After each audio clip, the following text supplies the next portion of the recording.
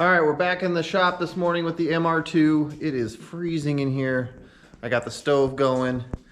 We need to work on getting the suspension components off, that rear arm, and the front arm, lower arm there, control arm, because we need to straighten them out. Now that one I think I'm just gonna be straightening, so I don't need any parts for it. But this one I think we're gonna have to go find some Heim joints for or something. And we're gonna have to do something. We're gonna have to get creative with this one basically. So that's where I'm gonna start. I'm gonna pull that one off, start figuring out what we need to fix that, and then we'll move on to the front.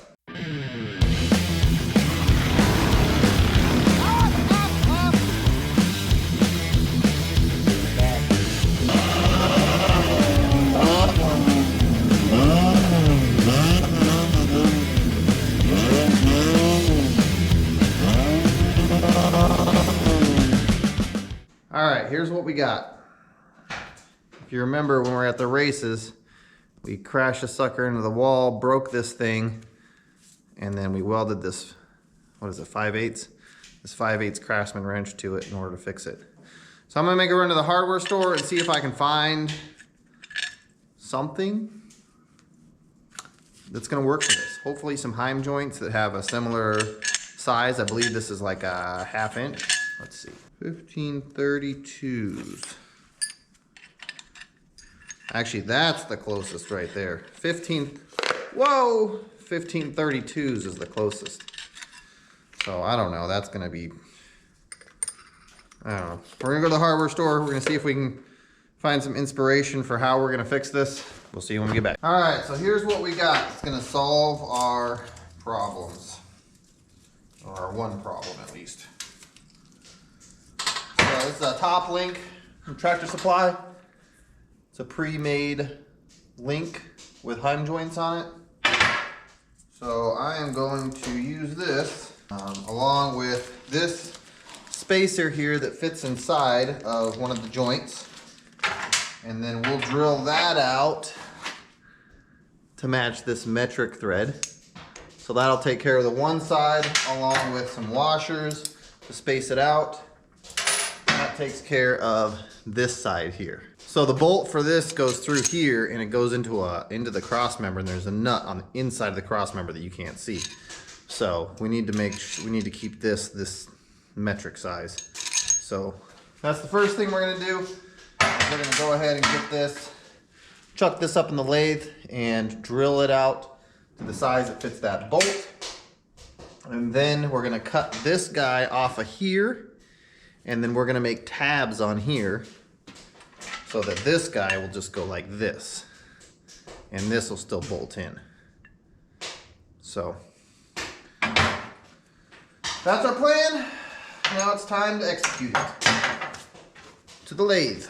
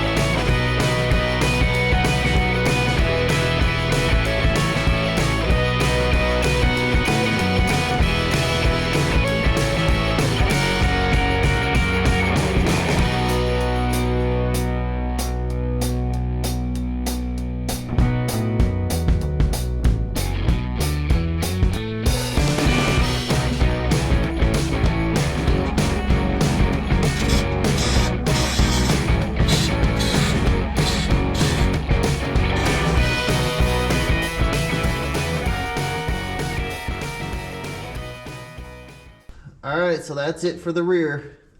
I had to end up taking this bracket and welding it to the arm, because if not, I had two joints there. Nah, there could have been a better way I could have done this. Like I could have actually just cut the heim off and then welded it to this bracket that was already there, but I don't know, this works. So this now is permanently attached here. And then that's just up in there with some spacers or some washers. So that gets us back in the race there. Now we got to move up to the front, and I got to get this A-arm out of here first thing. So hopefully none of the bolts are seized in there. All right, so here's what we got going. I got this ratchet strap on here pulling the arm in this direction, and we're just going to heat it up and bend it back because that bolt right there is not coming out. So we're just going to go ahead and live with this the way we got it right now. We're gonna straighten it out obviously, but we're gonna be doing a big suspension build on this eventually. I want to build A-arm suspension on here because this struts and this crap, it sucks. So I don't want to invest too much into this, and so this is the perfect idea here. Is, you know, I just heat this thing up, bend it back, and we'll deal with it. It'll work for now. I also have both of the tie rods off for the inner tie rods, because they have an incredible amount of slop in them. So here's our tie rods, and you can see here, that's a lot of play. And that one's way worse. Look at that. So the tire can just move that much on its own. So we got new tie rods coming. Unfortunately, they had to be ordered because nobody carries parts for MR2s in stock. So we got two new inner tie rods. The outer tie rods seem to be fine. So we got two new inner tie rods coming. We're going to take the torch to this A-arm. We're going to heat it up, put the stuff all back together. And, well, once we get our tie rods in, we can put that stuff back together. But we'll get this fixed up, and then we'll move on to the next issue that we got.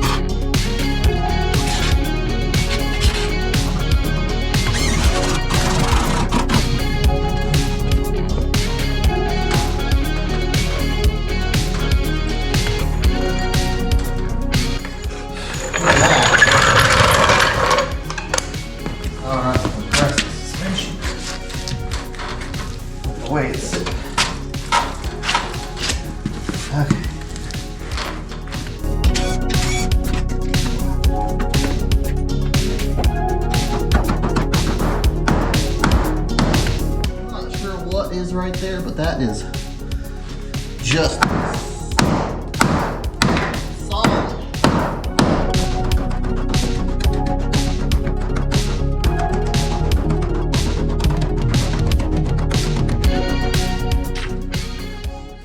All right, that's it on that for now. We got to get those tie rods in before we can confirm that everything is clearing, but right now it's looking promising, at least. So yeah. Good morning, everybody. We're back in the shop. Yesterday we fixed the rear of the car, and we heated up the front and bent that control arm back. And this morning I went and picked up our wheels. These are the ones for the back. If you look, there's a huge difference, 2-inch difference in offset. So here is the new rear wheel, here's the front wheel, and now, well, was a rear wheel, but now the front's gonna be the only ones running these, and you can see this lip here, and then there's pretty much no lip here. So there's our 2 inches right there.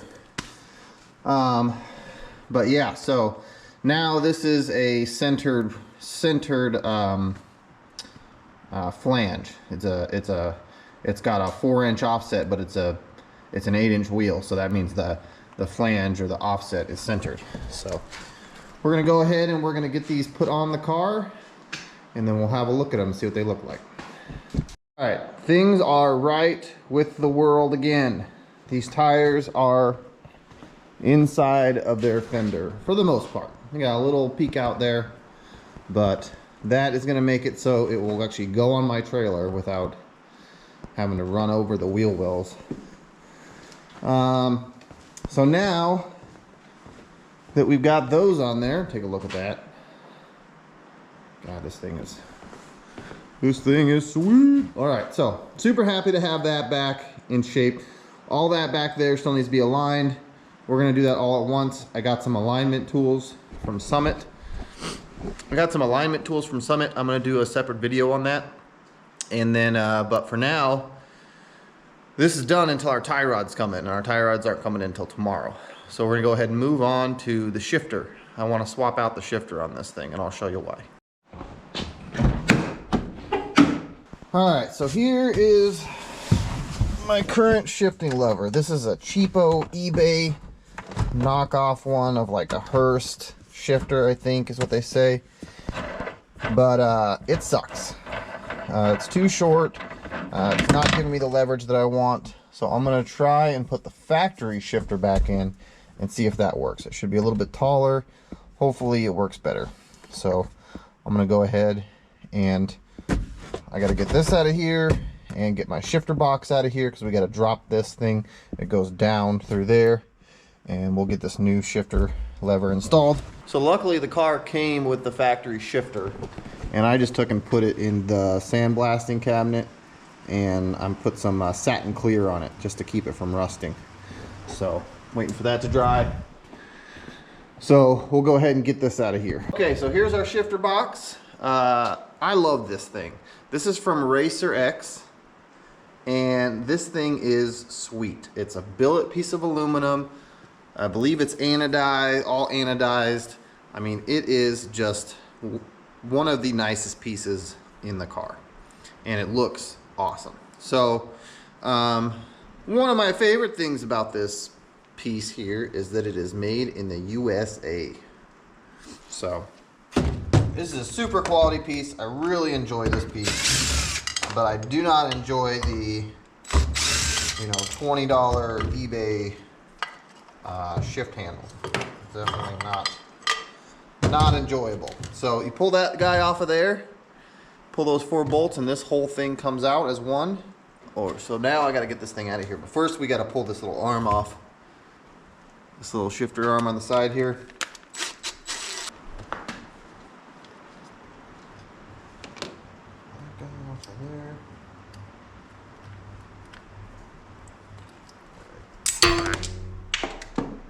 Oh, I need that. Alright, so when I put this together, it's probably causing me problems. When I put this together, I didn't have that little bushing that goes on there. So I just machined this little piece of plastic, and it looks like this end's busted off. But since then, I have gotten the bushing. It's right there, part number. There's the little plastic bushing. So that's not going to be an issue anymore. That was kind of a tight fit, so we'll get that knocked out of there. Oh, just pushed out. Look at that. There we go. Pull that sucker out. That can go in the garbage, and now we got the proper fitting bushing in there. So that will help us out. Ooh, I dropped that. Okay. So we got that guy. So now we got to get this. Okay, I wasn't expecting to come out that easy. All right, man. Okay, I'm just having a heck of a time this morning. All right, so here's our cheap eBay shifter. This is our shifting cup. You can find these on eBay. It's a 3D printed piece. It seems to be good quality and a good option for this, because I think that I don't think you can find this shifting cup. Maybe from Toyota, but that bushing had to come from Toyota anyway. So.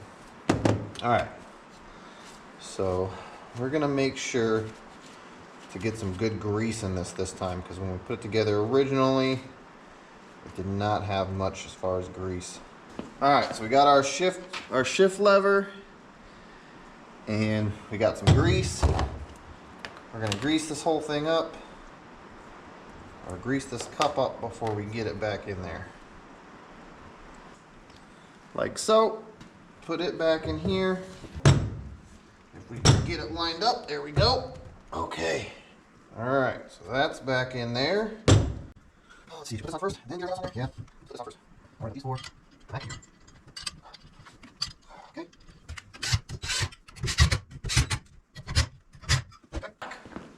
Bet it'll go on. Bam, just like that. Alright, can't be playing around. Alright, so we got that. That's got a little bit of grease on it. It's good. Now, tricky part is assembling this whole thing.